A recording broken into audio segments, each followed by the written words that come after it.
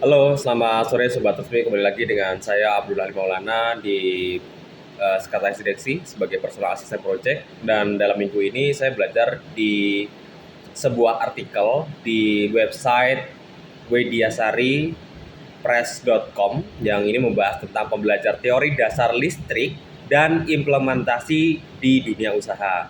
Nah, di sini memang di sekretaris tim General Affair itu tuh terdapat ada tim ME atau Mechanical Electrical and Building juga ya terkait dengan listrik. Nah, sekarang memang saya belajar mengenai dasar listrik itu seperti apa dan gimana sih implementasi juga di dunia usaha. Nah, kita belajar mengenai teori dasar listrik. Nah, pada dasarnya sebuah benda atau materi terdiri dari sebuah molekul ya. Kita belajar tentang teori dasar listrik. Nah, apa sih yang disebut dengan molekul? Nah, molekul itu adalah bagian dari suatu benda yang masih memiliki sifat seperti benda aslinya. Nah, kemudian molekul dapat diuraikan menjadi bagian yang lebih kecil yang disebut sebagai atom. Nah, atom ini pun juga merupakan bagian dari suatu benda yang paling sederhana yang tidak dapat lagi diuraikan dengan proses kimia biasa. Jadi, dalam atom terdapat partikel yaitu proton, neutron, dan elektron. Nah, di situ proton dan neutron merupakan inti dari atom yang disebut dengan nukleus. Nah, sedangkan elektron bergerak spin sambil mengitari inti dalam orbit tertentu. Nah, jadi proton merupakan partikel penyusun atom yang bermuatan positif. Jadi elektron merupakan partikel penyusun atom yang bermuatan negatif, sedangkan neutron merupakan partikel penyusun atom yang tidak bermuatan atau netral. Nah, pada atom yang stabil, jumlah proton dan elektron sama. Jika suatu atom kehilangan satu elektron, membuat atom tersebut tidak netral lagi. Jadi atom yang kekurangan elektron akan bermuatan positif yang disebut juga ion positif.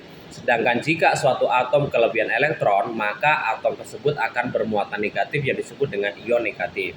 Nah, sifat muatan listrik atau jika dua muatan yang sama, nah itu didekatkan ya, maka akan saling tolak menolak. Dan jika muatan yang berbeda plus dan minus atau dengan sebaliknya minus dan plus didekatkan, maka akan saling tarik menarik.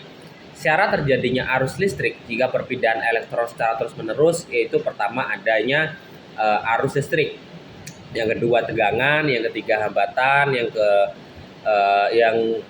yang selanjutnya adalah ketiganya itu bisa disebut dengan adanya perpindahan elektron secara terus-menerus ya. Jadi memang ada 3 syarat tersebut gitu.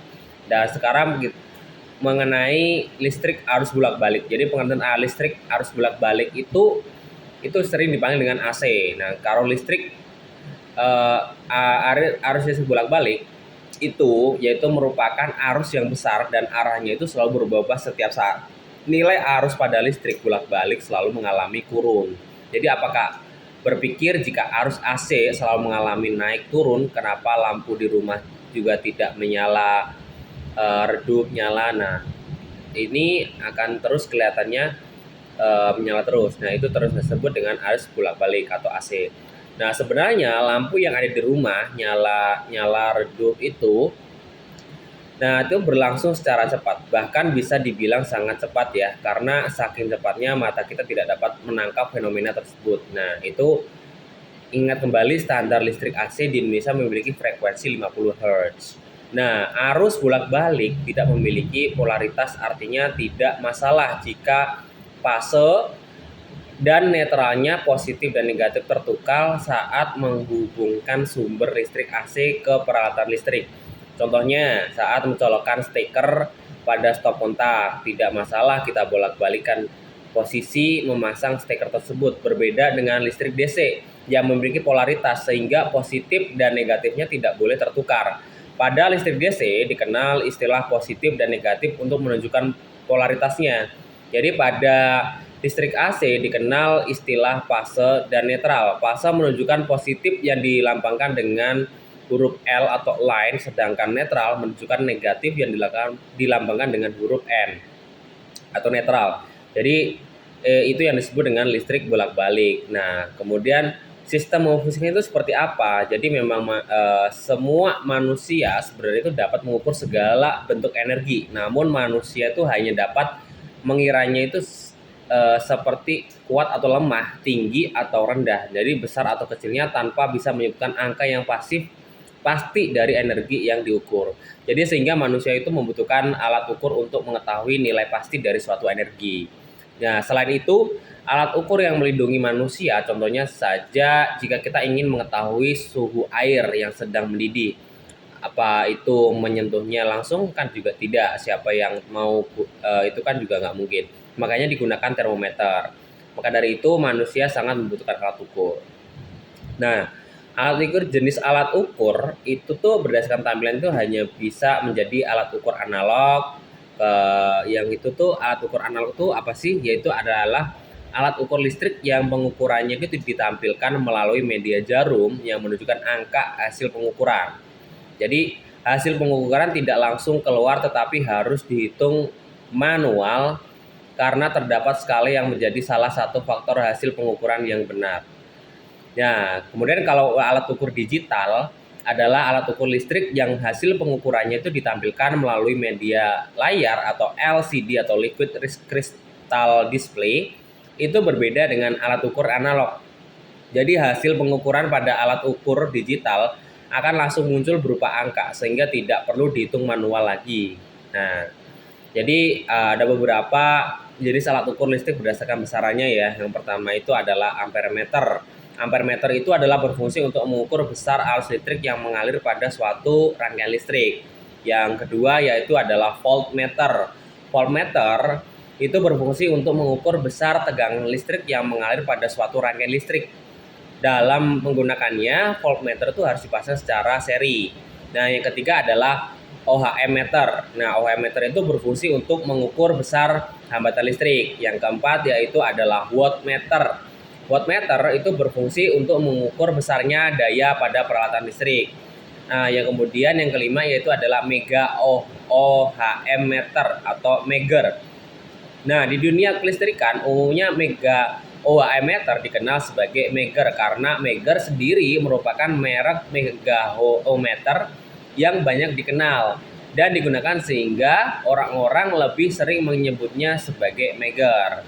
Meger yaitu merupakan alat ukur untuk mengetahui besar nilai tahanan isolasi pada suatu rangkaian atau peralatan listrik. Nah, itu. Yang kemudian yang keenam itu adalah kWh meter atau kilowatt hours meter. kWh meter adalah alat ukur milik PLN yang berfungsi untuk menghitung besarnya energi listrik yang digunakan oleh konsumen. Nah, yang ketujuh yaitu osiloskop atau bisa sering dipanggil osiloskop juga, merupakan alat ukur yang berfungsi menampilkan sinyal listrik ke dalam bentuk grafis atau gelombang yang ditampilkan melalui media layar. Nah, selain alat ukur, ada jenis alat ukur lain yaitu ada multimeter atau ohmmeter, yaitu adalah alat ukur yang berfungsi untuk mengukur arus, tegangan, dan hambatan. Yang kedua yaitu tangmeter atau flame meter. Nah, itu adalah alat ukur yang fungsinya